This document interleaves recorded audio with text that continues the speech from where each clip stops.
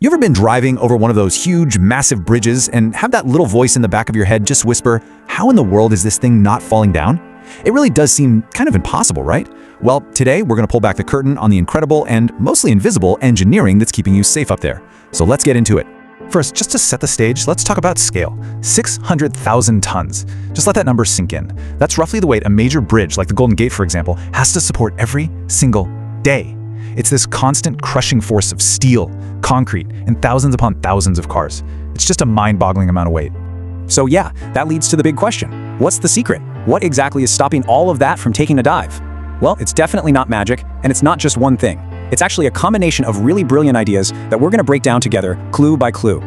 Okay, so our very first clue, it's right there in the blueprints. See, before a single beam is ever put into place, modern bridges are designed with this core idea of resilience. They are engineered from the get-go to anticipate and, frankly, to outsmart all those immense forces from nature and all that traffic.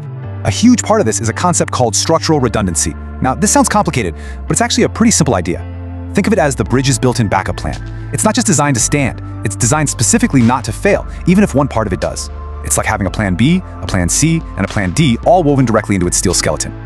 So here's a really simple way to picture it. On the left, you've got a system where if one critical link snaps, well, the whole thing comes crashing down, game over. But on the right, with the redundant system, the stress from that break just finds a new path. It gets redirected. It's kind of like a spider's web. You can break a few strands, but the web itself holds together. This idea, this philosophy, is the absolute bedrock of modern bridge safety. But you know, a brilliant design is only as good as the stuff you use to build it. And that brings us to our second clue, the real unsung heroes of this whole story, the super materials that actually make these incredible designs possible. And here's the thing, it's not just about raw strength anymore. Just look at this comparison. Today, we're using all these modern composites.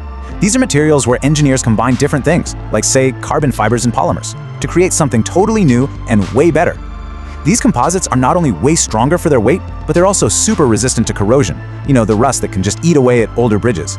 Plus, you can engineer them to have a specific amount of flexibility, letting the bridge bend and sway safely with the wind instead of breaking. So we've got a smart design and we've got super materials. But this final clue, this is the one that sounds like it's straight out of a sci-fi movie. Modern bridges, they're not just these static, lifeless objects anymore. They are alive with technology. They basically have their own nervous system of sensors that lets the bridge talk.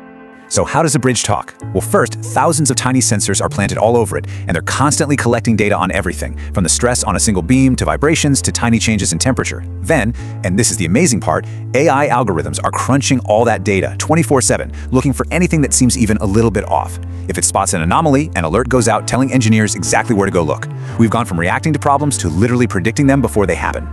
Okay, so let's solve the mystery. We've got our three big clues, and the resolution, the big reveal, is seeing how they all tie together perfectly to create a structure that you can drive across with total confidence.